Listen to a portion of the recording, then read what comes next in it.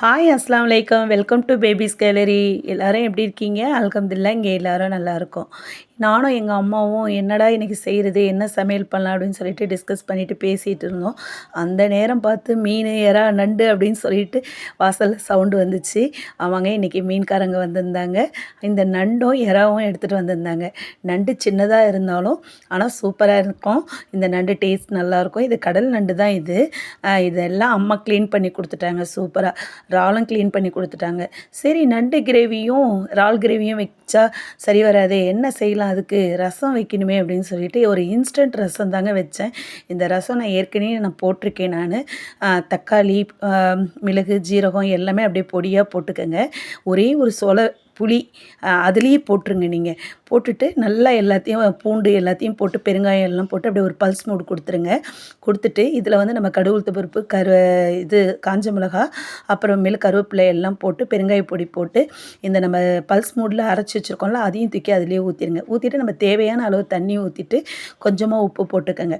புளி கரைக்க வேணாம், கொள்ள வேணாம். அந்த ஒரே ஒரு சொலை புளி அதில் வச்சு அப்படியே ஒரு பல்ஸ் மூடில் மட்டும் கொடுத்துருங்க. இது சூப்பராக இருக்கும் இன்ஸ்டன்ட் ரசம். இது ரெடிமேடாக டக்குன்னு நம்ம செய்யணுமா, யாராவது அர்ஜென்ட்டாக யாராவது வந்துட்டாங்களா, இல்லை குழம்பு பத்தலையா அப்படிங்கும்போது இந்த இன்ஸ்டன்ட் ரசம் வச்சுக்கோங்க. இல்லை காலையில் மார்னிங் ஒர்க் பண்ண போகிறவங்க இதை நீங்கள் இந்த ரசத்தை வச்சு நீங்கள் யூஸ் பண்ணிக்கலாம். சூப்பராக இருக்கும் இந்த ரசம். சரி புளியை ஊற வச்சு கரைச்சிட்டு அது ரொம்ப லேட்டாகும். இது ஒரு இன்ஸ்டண்ட்டான ரசம், ஆனால் சூப்பராக இருக்கும். இன்றைக்கி இந்த ரசத்துக்கு நண்டு கிரேவியும் நான் இறால் கிரேவியும் தான் நான் செய்ய போகிறேன்.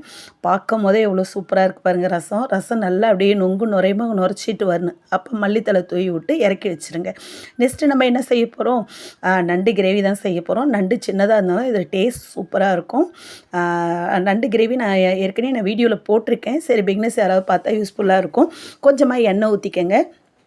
எண்ணெய் ஊற்றிட்டு ஒரு 3 பல்லாரி, சின்னதாக இருந்தால் 3 பல்லாரி, பெருசாக இருந்தால் 2 பல்லாரி வெங்காயம் போட்டுக்கோங்க. தக்காளி போட்டுக்கோங்க. தக்காளி ஒரு 2 பழுத்து தக்காளியாக போட்டுக்கோங்க.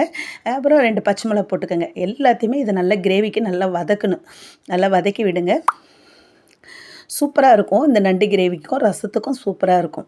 நல்லா அது வதங்கட்டும். ஆமாங்க, இன்றைக்கி சீ ஃபுட்டு வந்தோடனே ரொம்ப ஜாலி தான். சரி இன்றைக்கி சமையலில் நல்லா குஜாலாக இறங்கியாச்சு. ரொம்ப ஒரு சந்தோஷத்தோடு இன்றைக்கி சமைக்க இறங்கியாச்சு.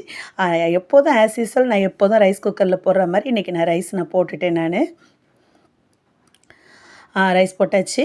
இதுக்கு நல்லா வெங்காயம் தக்காளி நல்லா வதங்கின பிறகு ஒரு டீஸ்பூன் இஞ்சி பூண்டு பேஸ்ட்டு கொடுத்துக்கோங்க.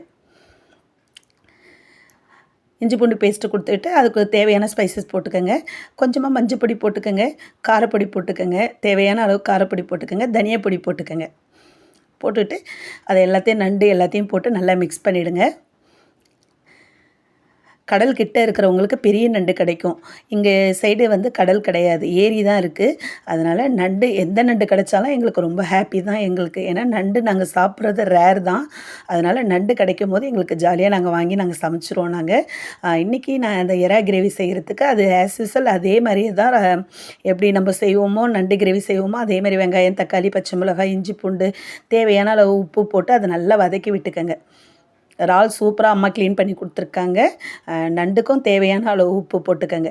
நண்டு கிரேவி சூப்பராக இருக்கும். ரசத்துக்கு ஒரு நல்ல ஆப்டான சைடிஷ்னால் அது. நண்டு ரேராக தான் எங்களுக்கு கிடைக்கும் போது பெருசோ சின்னதோ வாங்கிடுறது.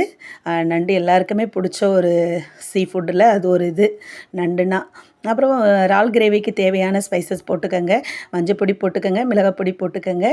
அப்புறம் இறால் நல்லா க்ளீன் பண்ணி வச்சுருக்கேன், அந்த இறாலையும் போட்டுக்கோங்க. இறால் குட்டி குட்டி இறால் தான் இருந்தாலும் அதுவும் டேஸ்ட் நல்லாயிருக்கும். ரசத்துக்கு நல்ல ஒரு ஆப்டான சைடிஷ்னால் இது ரெண்டுமே சொல்லலாம். நான்வெஜ் பிரியர்களுக்கு தெரியும். ஆமாங்க, இன்றைக்கி ஒரு செம்ம சாப்பாடு தான் இன்றைக்கி. அது ஜாலியாகவும் நான் சமைக்கிறேன். கருவேப்பிலை போட்டுக்கோங்க. எறா கிரேவிக்கு கருவேப்பிலை போட்டால் தான் சூப்பராக இருக்கும். இதுக்கு எங்கள் பொண்ணு தேங்காய் அரைச்சி கொடுக்க சொன்னேன். எங்கள் தேங்காய் பாலாக அரைச்சி எடுத்து கொடுத்துட்டாங்க. சரி பரவாயில்ல, ஏன்னா தேங்காய் கொஞ்சம் சக்கையாக இருந்துச்சுமா அப்படின்னு சொல்லிட்டு தேங்காய் பால் எடுத்து கொடுத்துட்டாங்க. அதுவும் நல்லா தான் இருக்கும் அப்படின்னு சொல்லிட்டு அதை ஊற்றி சரி கொஞ்சம் நேரம் கொதிக்கட்டும் அப்படி. ஏம்மா நான் நண்டு கிரேவி செய்யலாம்னு நினச்சிட்டு இருந்தேன், நீ நண்டு குழம்புக்கு மாதிரி பால் எடுத்து கொடுத்துட்டேம்மான்னு. இல்லைம்மா அது நல்லா சுண்டுட்டோம் அப்படின்னு சொல்லிட்டாங்க. சரி அது நல்லா கொதிக்கட்டுமேன்னு சொல்லிவிட்டு நான் இறால் கிரேவிக்கு உள்ள வேலையை நான் பார்த்துட்டு இருந்தேன். சூப்பராக இருக்குது. அது கொதிக்கும் போதே செம ஸ்மெல்லாக இருக்குது. இன்றைக்கி ஒரே செம ஸ்மெல்லாக இருந்துச்சு, நல்லா இருந்துச்சு. இன்னைக்கு மீன் தான் எடுக்கல. நண்டு, இறால் எடுத்து இன்னைக்கு சூப்பரான இறால் கிரேவி ரெடி ஆயிடுச்சு. எங்க பொண்ணுக்கு இறால் கிரேவின்னா அது ரொம்ப ஃபேவரெட் அவங்களுக்கு. அவங்களுக்கு கொஞ்சம் ஸ்பைசஸாவே செஞ்ச இறால் கிரேவி. ரசம் அவங்க சாப்பிட மாட்டாங்க. அதனால அந்த கிரேவியே போட்டு பெரட்டி சாப்பிடுவாங்க. அவங்களுக்கு அந்த இறால் கிரேவினா ரொம்ப பிடிக்கும். நண்டு கிரேவி நல்லா கொதிச்சிருச்சு.